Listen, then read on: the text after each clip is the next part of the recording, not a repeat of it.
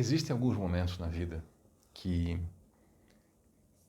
parece que quebram a gente, que jogam a gente no chão e parece que tudo se perdeu ou tudo está se perdendo. Nessas horas, essa noite escura da alma, essa hora da dor, há reações muito diferentes. Tem gente que fala assim, Deus não existe, ou tem gente que acha que Deus é mau, que Deus não o ama, tem gente que acha que, enfim, tanta coisa doida passa pela cabeça de tanta gente. E tem gente que se agarra em Deus com tudo que tem, sem entender nada, mas sabe que Deus é o seu refúgio, né? O seu castelo forte na tempestade. E nós vamos ver hoje como é que algumas pessoas reagiram quando viram o alvo das suas esperanças dar o seu último suspiro lá na cruz. Olá, eu sou o Carlos e aqui nós estudamos a Bíblia. Seja bem-vindo. Vamos prosseguir. Evangelho de Marcos, capítulo 15. Estamos agora aqui. Vou retomar brevemente do verso 33, tá? Se você perdeu o vídeo anterior, onde eu explico em detalhes o que quer dizer esse Deus meu por quem me abandonasse, volte lá, é muito importante. Muita gente tem uma compreensão errada desse texto, acha que Jesus se sentiu abandonado, e ele estava, na verdade, citando o Salmo 22, que é completamente diferente do que parece aqui. Então, não vou repetir aqui, você volte lá e assista, tá? E aí, era meio-dia, ficou escuridão total sobre toda a terra, que durou até as 3 da tarde. Lá pelas 3, Jesus deu esse brado do Salmo 22, e tinha gente ali que achando que ele está chamando por Elias, né? Porque não ouviram direito o que ele estava chamando e o que ele estava dizendo. E alguém foi lá e pegou uma esponja com vinagre e ergueu para que Jesus bebesse.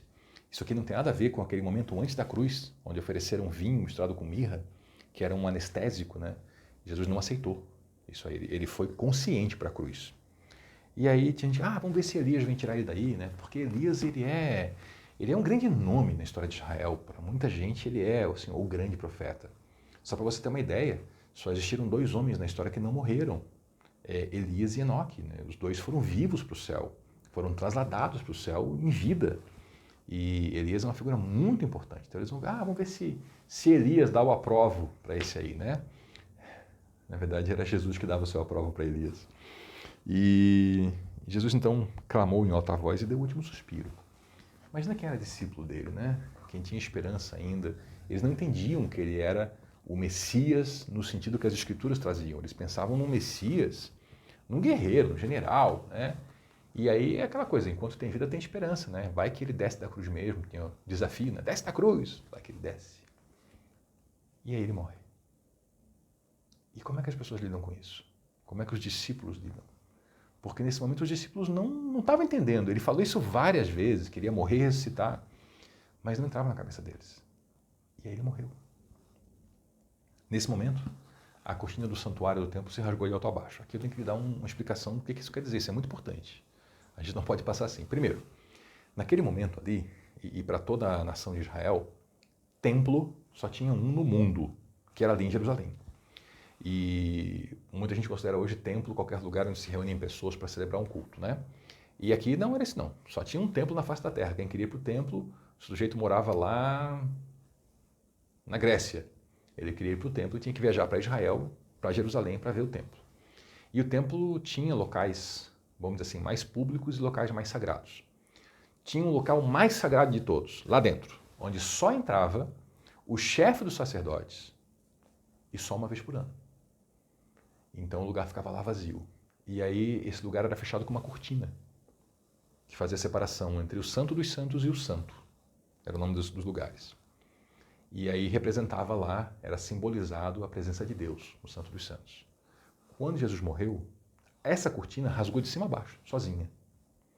Isso tem algumas possibilidades de significado, né? Uma é que não tem mais lugar sagrado. Agora o acesso se abriu e a gente pode estar com Deus em qualquer lugar. Outro simboliza também que não tem mais aquele lugar sagrado lá dentro. Não tem mais aquele ponto exclusivo na terra. A adoração a Deus se dá em qualquer ponto da terra onde estiver um adorador. Tinha um oficial romano que estava ali diante de Jesus, ele era, vamos dizer assim, o chefe daquele grupinho, daquela tropa que estava ali matando Jesus. Quando ele viu isso, quando ele viu o jeito que Jesus morreu, imagina quanta gente que esse homem tinha visto morrer. Um oficial romano, invasor, um homem experimentado na guerra, que já tinha provavelmente executado muito prisioneiro. Ele viu o jeito que Jesus se conduziu diante de toda aquela atrocidade. Ele olhou para essa cena e falou: esse homem era verdadeiramente o Filho de Deus. Ali o homem reconheceu quem era Jesus. Conforme a tradução que você pega, aparece ali um Filho de Deus, né? Existe uma interpretação possível de que esse homem ainda não tinha a compreensão, esse soldado, esse oficial, na verdade, de que havia um Deus único. A compreensão dele é que Jesus não era um ser humano convencional. A tradição cristã diz que esse oficial romano se tornou um seguidor de Jesus Cristo. Naquele momento, tinha algumas mulheres olhando de longe aquela cena. Entre elas estavam Maria Madalena. Aliás, Maria Madalena, pausa aqui. Se você é daquelas pessoas que acha que Maria Madalena era uma prostituta, inclusive amante de Jesus Cristo, você andou vendo muito filme e lendo muito livro que não é da Bíblia. O que a Bíblia fala sobre Maria Madalena é que dela foram expulsos 7 demônios. Tem gente, inclusive, que associa Maria Madalena com aquela mulher lá de João, capítulo 8. Só que não tem essa associação. Isso aqui é uma invenção total. Maria Madalena, a Bíblia não fala nada de prostituição ou de má conduta sexual. Fala, Madalena quer dizer natural de Magdala, né? E fala que ela era uma mulher possuída por demônios. O resto é invenção, totalmente invenção. E, aliás, boa parte das invenções sobre Maria Madalena, elas são do finalzinho do século XX, bem recentes. Então, cuidado, leia a Bíblia, estude as Escrituras, para você não cair também em contos de pessoas. Bom, estava ali Maria Madalena, estava Maria, mãe de Tiago, o mais jovem, porque havia mais de um Tiago importante nesse momento para a igreja de Roma já, porque lembra que Marcos está escrevendo isso aqui muito depois. Então ele especifica quem era. Essa aqui é a Maria, mãe do Tiago, Tiago o mais jovem, e de José, né? Mãe de Tiago, José, e Salomé. Elas eram seguidoras de Jesus que o haviam servido na Galileia. Então Marcos está contando, olha, tinha essas mulheres aqui, elas cuidaram do ministério de Jesus lá na Galileia. E elas vieram para Jerusalém acompanhando Jesus. E também muitas mulheres que foram com ele a Jerusalém. Se a gente for ler os 4 evangelhos, a gente vai perceber que os discípulos, muitos sumiram na hora dessa cena. E os 12 ali, né? E essas mulheres ficaram ao longe, mas ficaram ali observando a cena. E imagino que em total desespero, ao verem o seu Senhor sendo tratado daquele jeito, e pior, ele morreu, né? Tudo isso foi na sexta-feira, o dia da preparação antes do sábado. Lembre que o sábado é o grande dia da semana para os judeus. E, inclusive, tinha uma lei que dizia que não podia ficar cadáver exposto no sábado. Quando entardeceu, apareceu um homem na história chamado José de Arimateia. Arimateia era um lugar, tá? Então José é natural de Arimateia. E ele foi corajosamente a Pilatos pedir o corpo de Jesus. Por que corajosamente? Porque ninguém queria se associar ao nome de alguém que foi condenado à cruz. Gente, a cruz era a pior forma de morte que Roma impunha para alguém. Se alguém foi morto na cruz é porque era inimigo total de Roma. E ninguém ia querer dizer assim, era meu amigo. Por isso é que foi muito corajoso do José de Arimateia ir lá e dizer assim, era meu amigo. Ele pediu o corpo a Jesus. Esse José, ele era um membro do Conselho do Sinédrio. Aquele Sinédrio que condenou Jesus, a gente sabe também que o Sinédrio ele não se reuniu totalmente. Foi uma reunião com quem estava ali por perto para condenar Jesus. Então José, ele era um homem respeitado e ele esperava a chegada do reino de Deus. Então ele era um homem que acreditava em Jesus. O que ele podia fazer por Jesus? Ele podia dar a ele um sepultamento digno. Jesus estava morto. José de Arimateia se desesperou? Abandonou a cena e foi embora? Não. Ele foi lá e falou, eu tenho uma coisa que eu posso fazer correta. O corpo desse homem, desse bom homem, desse homem santo, não pode ficar aí exposto desse jeito. Eu vou dar um sepultamento digno para ele. E Pilatos ficou surpreso com a morte de Jesus, porque a crucificação era uma coisa que esticava, deixava a pessoa muito tempo ali naquele estado para morrer. Ele ficou surpreso, já morreu? E ele chamou um oficial e perguntou, né, se fazia muito tempo que Jesus estava morto, e o homem confirmou, ele morreu mesmo. Então Pilatos deixou José levar o corpo de Jesus. Ele comprou um lençol de linho, desceu o corpo de Jesus da cruz, envolveu esse corpo no lençol e colocou Jesus num túmulo escavado na rocha. Então, ele rolou uma grande pedra na entrada do túmulo. Esse túmulo aqui era um túmulo novo também, a gente sabe, lendo os outros evangelhos. Então, foi um ato assim, foi um ato corajoso, foi um ato humano, foi um ato de decência. Ele não tinha mais o que fazer, Jesus estava morto, mas ele podia ir lá e usar o seu nome, porque ele era um homem influente, um homem, vamos dizer assim, poderoso. Né? Ele podia ir lá e dizer para Pilatos, Pilatos, me dá o cadáver desse homem.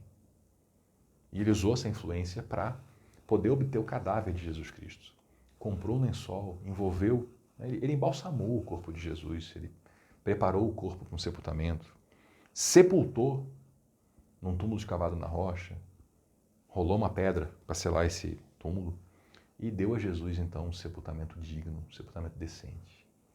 Jesus foi aviltado, maltratado, torturado, contado como um transgressor, crucificado entre criminosos, xingado, cuspido, finalmente assassinado.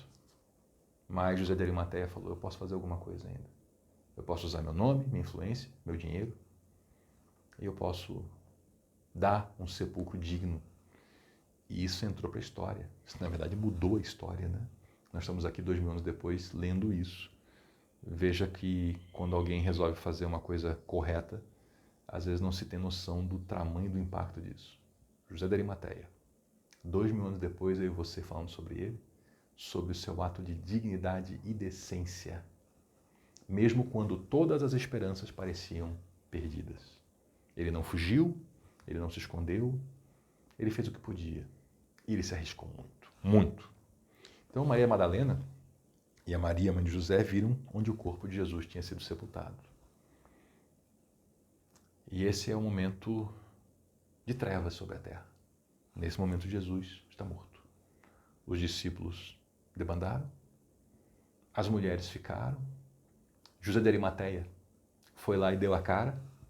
A gente sabe também, lendo em outro evangelho, que Nicodemos também apareceu e também ajudou José.